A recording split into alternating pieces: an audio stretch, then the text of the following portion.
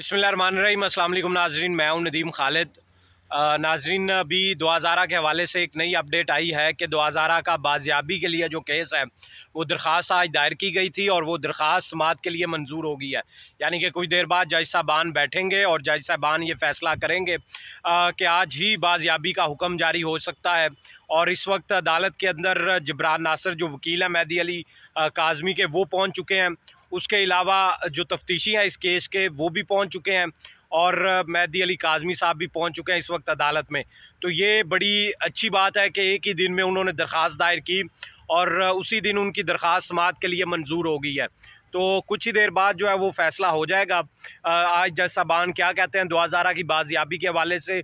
उम्मीद है ये भी हो सकता है कि आज ही दुआ ज़ारा को बाजियाब करने का हुक्म तफ्तीशी को जारी कर दिया जाए और उसे किया जाए, उससे पूछा जाए कि अभी तक आप ने जो तफ्तीश की है वो उस तफ्तीश से आगाह करें। लेकिन अगर वो उस तफ्तीश से आगाह नहीं कर पाते तो फिर और भी तफ्तीशी के लिए भी ये मुश्किल वक्त होगा, क्योंकि फिर जो कानूनी कार्रवाई उसके ख़िलाफ़ भी हो सकती है।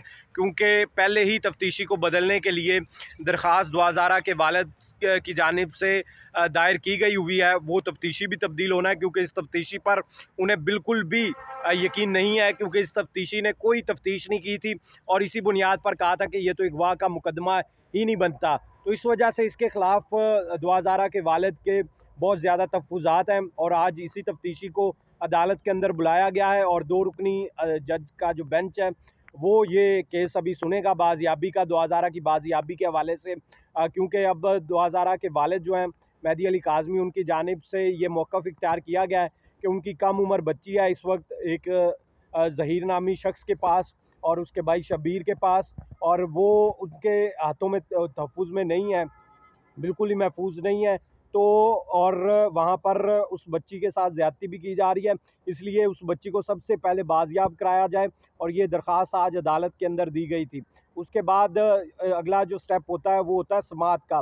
तो समाअत के लिए ये दरख्वास्त मंजूर हो गई है।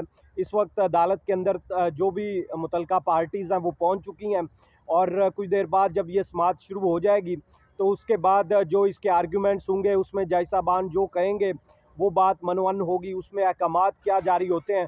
तो ये दिन बहुत बड़ा दिन मेहदी अली काज़मी साहब के लिए है कि उन्होंने एक ही दिन दरख्वास्त दायर की और उसी दिन वो दरख्वास्त का फ़ैसला भी हो गया और वो समाअत के लिए मंजूर हो गई। वरना यहाँ पर पहले भी हमारी अदलिया का ये है कि काफ़ी दिन लग जाते हैं, क्योंकि और भी बहुत सारे केसेस होते हैं। लेकिन इसको प्रायोरिटी समझते हुए, इसको पहली तरजीह समझते हुए ये फ़ैसला किया गया है कि ये सुना जाएगा और आज ही फ़ैसला जारी हो सकता है। यानी कुछ देर बाद ये फ़ैसला जारी हो सकता है कि दुआ ज़ारा को बाजियाब, ये तफ्तीशी को हुक्म जारी हो सकता है कि वो बाजियाब करें और दुआ ज़ारा को लेकर आएँ और वालिद के हवाले कर दें। तो उम्मीद है अच्छा फ़ैसला आएगा और अभी कुछ देर बाद जो भी समाअत में अपडेट आएगी वो भी आपके साथ आगाह करेंगे। फ़िलहाल इतना ही, मुझे दें इजाज़त। अल्लाह निगहबान।